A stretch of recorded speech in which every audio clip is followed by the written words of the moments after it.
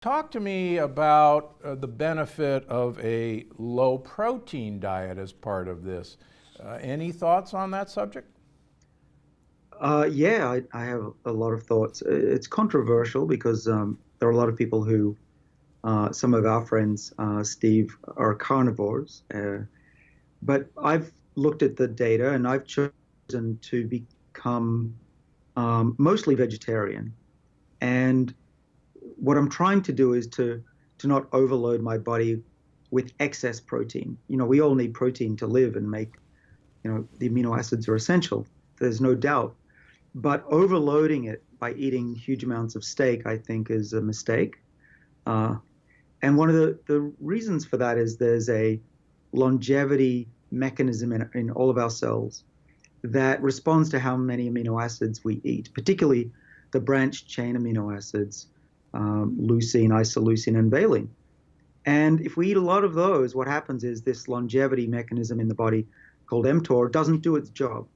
It becomes lazy. It says, we got enough food. Let's not worry about surviving any longer. We're going to put our effort into actually growing muscle rather than surviving.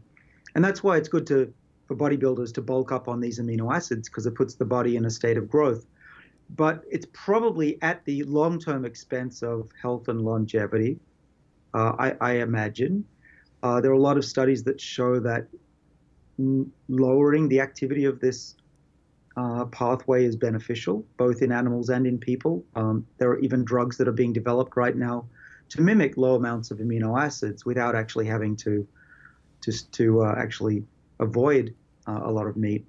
But until those drugs are available, and there's one on the market that's kind of dangerous. It's used as an immunosuppressant, so I'm not taking that one.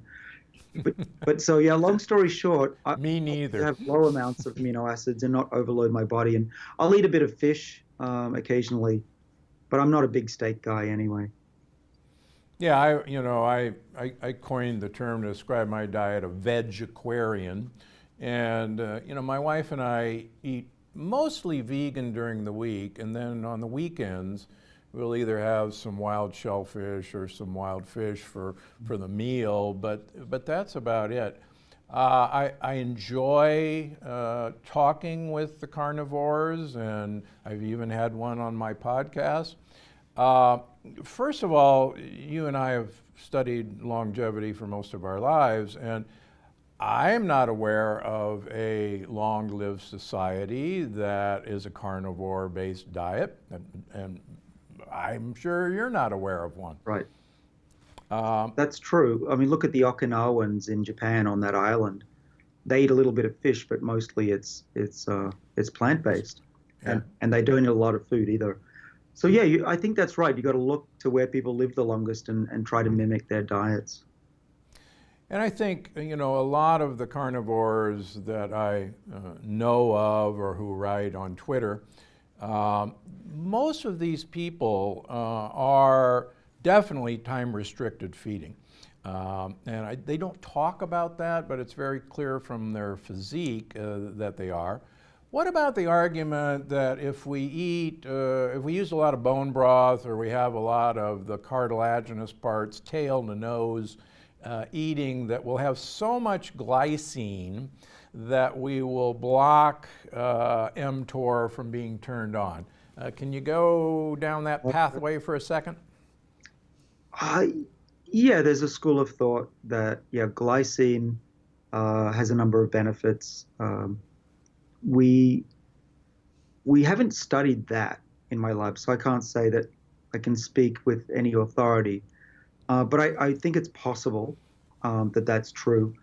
The one downside of eating a lot of branched chain amino acids from meat, which just came out in a publication a few days ago by studying animals. It was a study from Sydney, Australia, was that these branched chain amino acids unfortunately stimulate the hunger response in your brain, or at least in the animal's brain. And so it actually caused those animals to eat too much and they became obese and died prematurely. And so maybe what our friends are doing, the carnivores, by restricting their feeding, is actually counteracting the negative effects of their high branched chain amino acid diet. but that would be something that we'd need to really study to say for sure. All right.